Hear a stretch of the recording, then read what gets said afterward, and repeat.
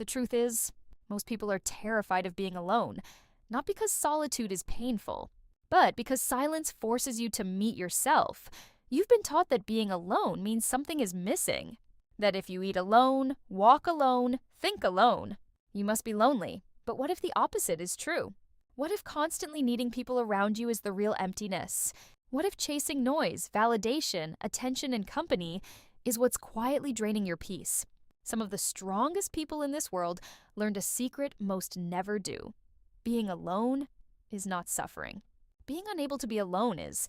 People who fear solitude often spend their lives running into relationships that weaken them, friendships that distract them, and crowds that make them forget who they are. But those who learn to be alone discover a kind of freedom most people never touch. Look at how most people live. The moment there is silence, they reach for their phone. The moment they're alone with their thoughts, they open social media. The moment life feels empty, they search for someone to fill the space. Maybe you do this too. You keep yourself surrounded by distractions, conversations that mean little, relationships that drain more than they give, constant entertainment, constant noise. Because deep down, being alone feels uncomfortable. So you stay busy, you stay connected, but never connected to yourself. You start believing happiness depends on being wanted, on messages, on invitations, on people checking on you. And when those things disappear, so does your sense of worth. People confuse dependence with love, crowds with belonging, attention with meaning. And little by little, they lose the ability to sit with themselves, to think, to heal, to grow. But here's the truth. Being alone is not the problem. Escaping yourself is. Real peace begins the moment you stop treating aloneness as emptiness and start seeing it as space. Space to think, space to breathe, space to hear your own mind without the world interrupting. Some of the deepest self-respect is built in solitude.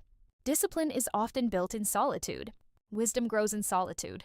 Strength is forged there. Being comfortable alone means you are no longer desperate, and desperation destroys judgment. It makes people stay where they are not valued. It makes people tolerate disrespect. It makes people betray themselves just to avoid being by themselves. But when you are happy alone, you choose people from wholeness, not from need.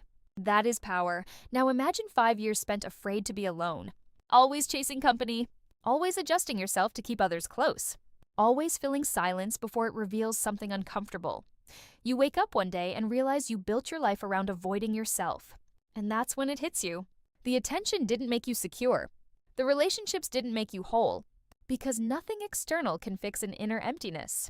You may realize the peace you were searching for in others was available. In solitude all along, some of life's greatest breakthroughs happen when you are alone long enough to hear what truly matters. And if you never allow that silence, you may never meet the person you could have become.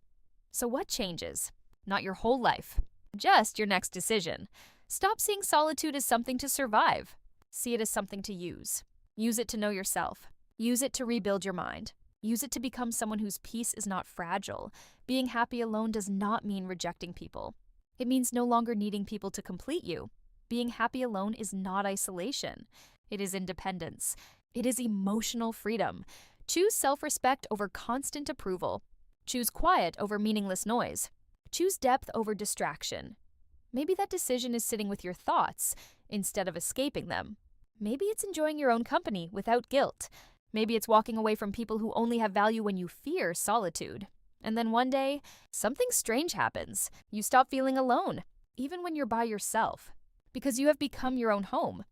The happiest people are not always surrounded by crowds. They are anchored within themselves. They have learned that peace does not arrive when everyone stays. It arrives when your happiness no longer leaves when others do. No one is coming to hand you inner peace. That work is yours, and that is freeing. Because it means your peace is not in someone else's hands. The life you want may be on the other side of the silence you keep avoiding. People run from being alone their whole life, never realizing solitude was trying to teach them something. That happiness is not found in constant company. It is found in inner stability, in self-trust, in not panicking when life gets quiet, when the world disappoints you, when people leave, when seasons change. That inner stability will be the reason you do not collapse. Learning to be alone but happy is strength. It is freedom. Because when you can sit alone and still feel full, no one can manipulate you through loneliness. No one can control you through fear of abandonment. And the deepest irony, when you stop needing people to avoid emptiness, your relationships become healthier because now you love from abundance, not from lack. Being alone does not mean you are missing something. Sometimes it means you are finally meeting something, yourself, and maybe that is where happiness begins.